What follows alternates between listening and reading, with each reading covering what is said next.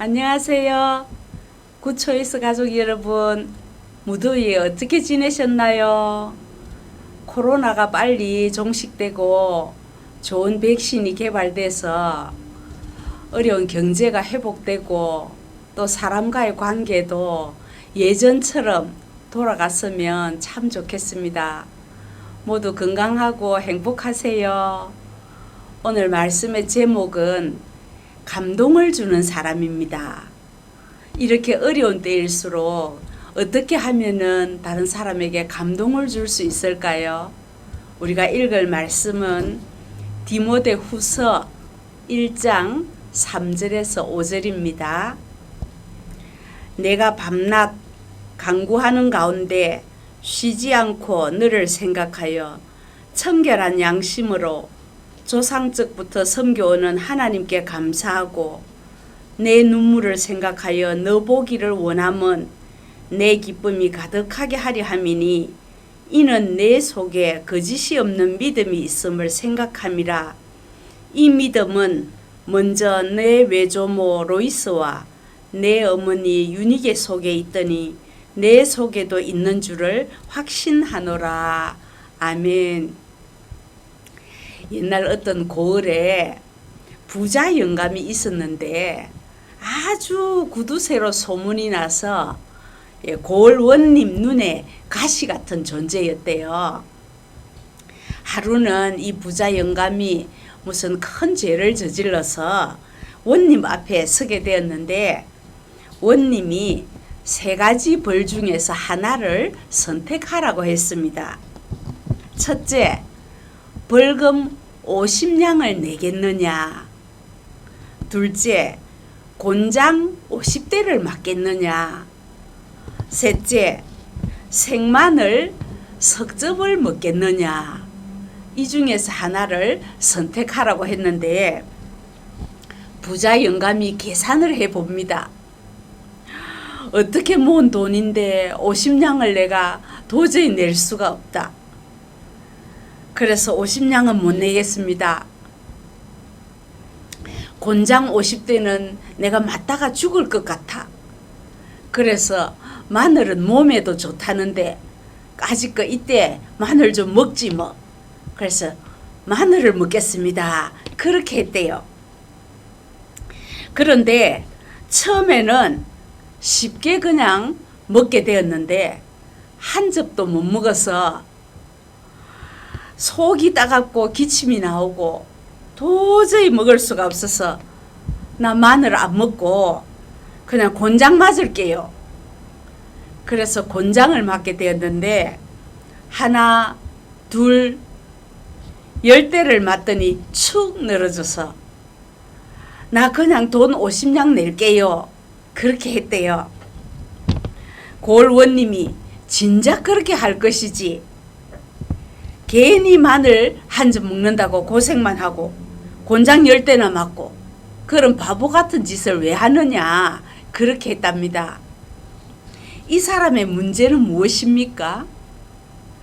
애초에 죄를 안 저질렀으면 제일 좋았을 것이고 두 번째는 죄를 지었으면 당연히 벌을 받아야 되는데 지혜롭게 잘 선택을 했으면 고생도 안 했을 것인데 매도 안 맞고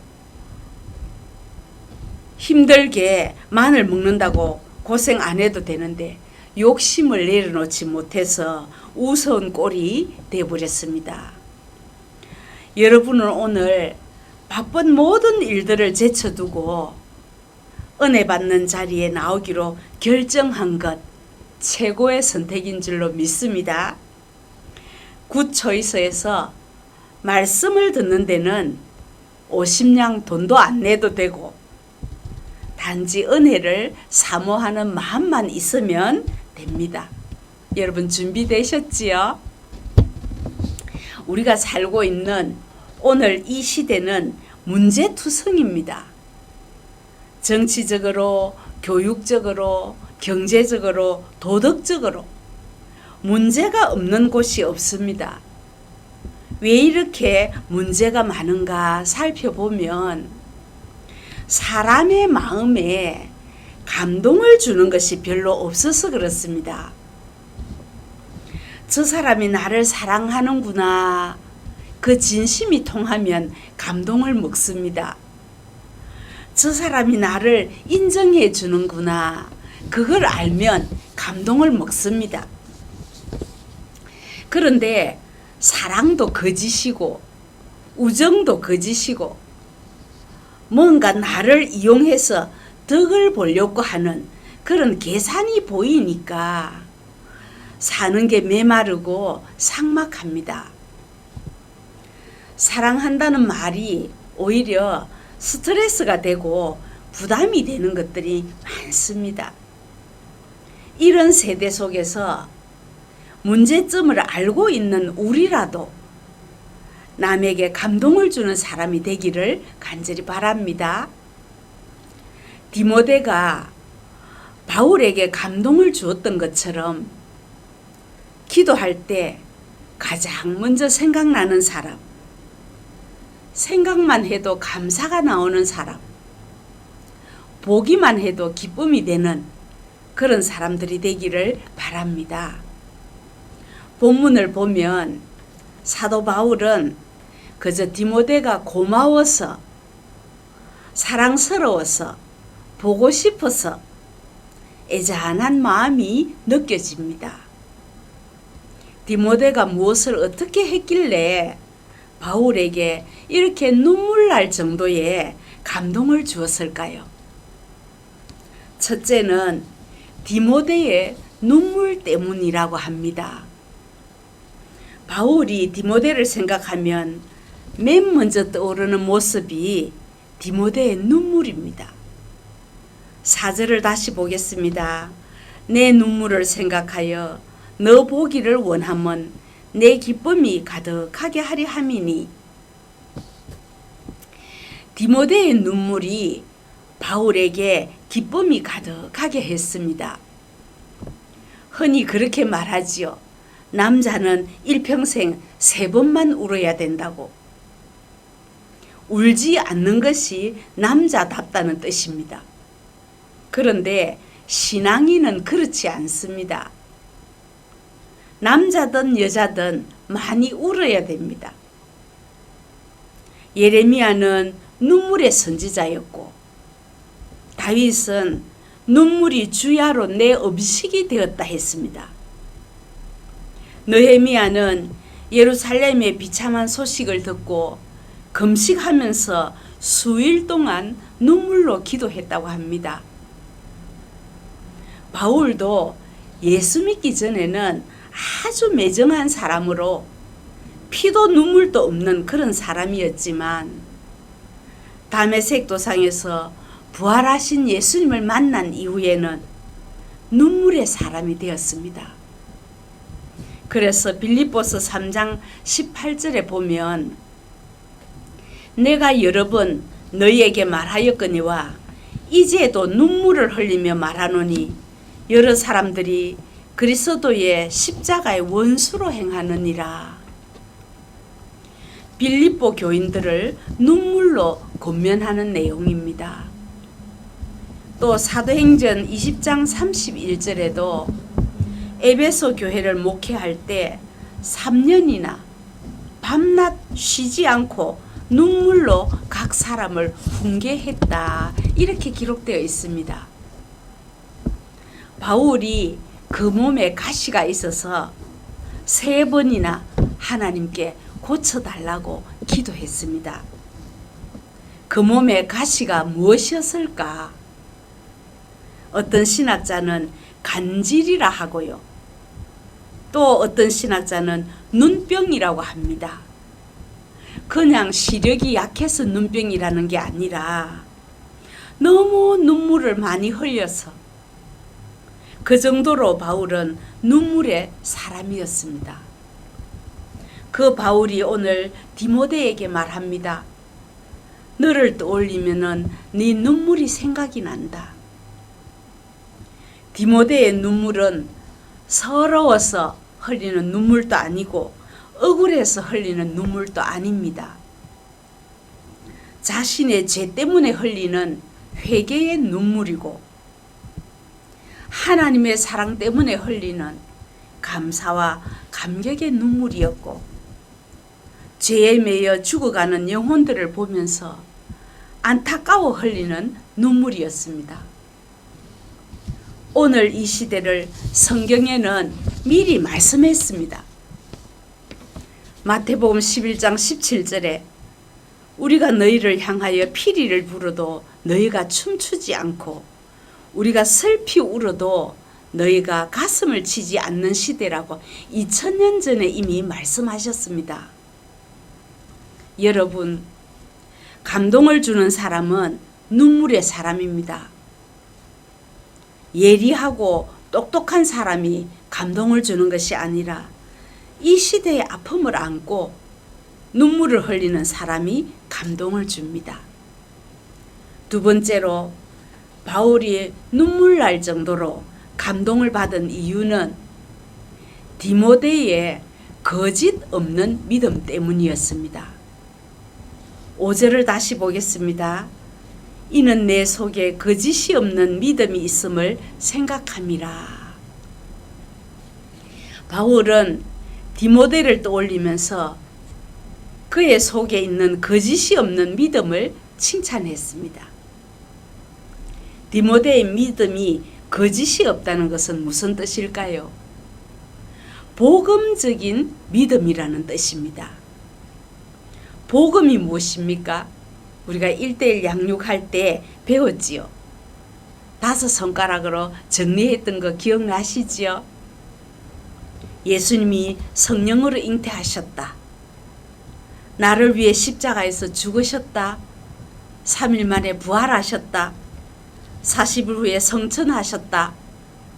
지금도 나를 위해 기도하시고 내 있을 곳을 예비하신 후에는 하나님의 때에 심판주로 다시 재림하신다. 이것이 순전한 복음입니다. 이걸 믿는 것은 디모데뿐만 아니고 우리도 이 복음을 믿습니다. 이것이 뭐 그렇게 대단하다고 바울이 감동했을까요? 그 당시 많은 사람들이 율법주의와 영지주의 같은 다른 복음을 따랐습니다. 영지주의는 사람에게 있는 영혼만 귀한 것이지 육체는 아무렇게나 써도 된다고 생각하고 음란하고 악하게 살았던 사람들의 사상을 말합니다. 그런 혼탁한 시대에 디모데는 거짓이 없는 순전한 복음을 믿고 그대로 전했습니다. 가식이 없고 꾸밈이 없는 순전하고 한결같은 믿음, 이런 귀한 믿음이 어디서 났다고 합니까? 5절 말씀에 보니까 이 믿음은 먼저 내 외조모 로이스와 내 어머니 유니게 속에 있더니 내 속에 있는 줄을 확신하노라 합니다. 디모데의 외할머니가 가졌던 믿음이 어머니에게 이어졌고 어머니의 거짓 없는 믿음이 디모데에게 그대로 이어졌다는 말입니다. 3대째 신앙이 전수되고 있었습니다. 사도행전 16장 1절에 보면 디모데의 아버지는 헬라인으로 나옵니다. 그 어머니는 믿는 유대 여자요, 아버지는 헬라인이라.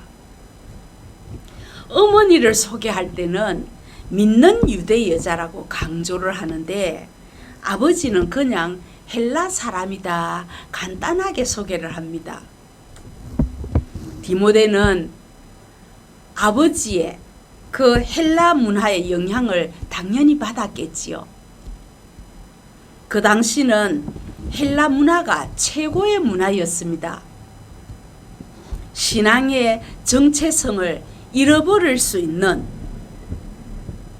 그런 환경 속에서 디모데는 자랐습니다. 그런데도 그의 어머니가 거짓 없는 믿음을 지켰고 그 아들 디모데에게 그 믿음을 전수시켰습니다.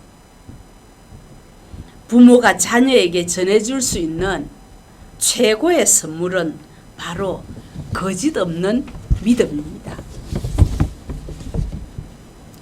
모르는 건 죄가 아닙니다. 모르면서 아는 척하고 남을 속이는 게 죄이지요. 디모데가 부모에게 물려받은 믿음은 가식이 없고 욕심이 없는 순수한 믿음이었습니다. 여러분, 여호수아의 스승은 모세입니다. 엘리사의 스승은 엘리야입니다. 여호수아도 엘리사도 다 스승의 마음에 들었고, 그래서 스승의 능력을 받아서 큰 일을 감당했습니다. 바울 서신은 13권이지만 개인에게 보낸 편지는 4권밖에 안 됩니다. 그 4권 중에서 2권이 디모데에게 보낸 편지입니다. 바울이 편지 쓸 곳이 얼마나 많았겠습니까? 그런데 디모데는 건강도 안 좋았고 마음도 약했고 그래서 눈물이 많은 사나이였습니다. 오죽하면 사도 바울이 디모데전서 5장 23절에 디모데야, 이제부터는 물만 마시지 말고 네 위장과 자주 나는 병을 위해서 포도주를 조금씩 먹어라, 이렇게 할 정도로 디모데가 몸이 약했어요. 그런 디모데를 직접 가서 도와줄 수도 없고 바울은 지금 감옥에 갇힌 몸입니다. 디모데를 생각만 하면 가슴이 저리지 않겠습니까? 약한 부분을 믿음으로 이겨낸 디모데를 우리가 본받기를 원합니다. 어떤 사람은 이렇게 말합니다. 나는 내 신앙을 지켰다. 자식이 믿든지 안 믿든지, 남편이 구원을 받든지 못 받든지, 어쨌든지 나는 내 신앙을 지켰다. 여러분, 이건 자랑이 될 수 없습니다. 믿음의 사람에게 가장 큰 저주가 무엇일까요? 자기 당대에서 그 믿음이 끊어지는 것입니다. 디모데가 가진 그 거짓 없는 믿음을 소유할 수 있기를 간절히 바랍니다. 그리고 그 믿음을 자녀들에게 전수해 주십시오. 그래서 많은 사람들에게 감동을 주는 저와 여러분이 되시기를 간절히 소원합니다. 기도하겠습니다. 하나님 아버지, 사람에게 인정을 받는 것도 어렵고 하나님께 인정을 받는 것은 더더욱 어렵습니다. 그렇지만 오늘 말씀을 통해서 디모데의 연약함을 들어서 쓰신 하나님을 배웠으니 용기를 가지고 다시 도전하겠습니다. 먼저 내 믿음이 거짓 없이 진실된지, 남을 위해 울어줄 눈물이 있는지, 나라와 민족의 아픔을 안타까워하는 마음이 있는지 기도하는 가운데 지혜를 주시고 저희들을 디모데처럼 사용해 주시옵소서. 예수님 이름으로 기도하옵나이다. 아멘. 감사합니다. 다음 주에 또 뵙겠습니다.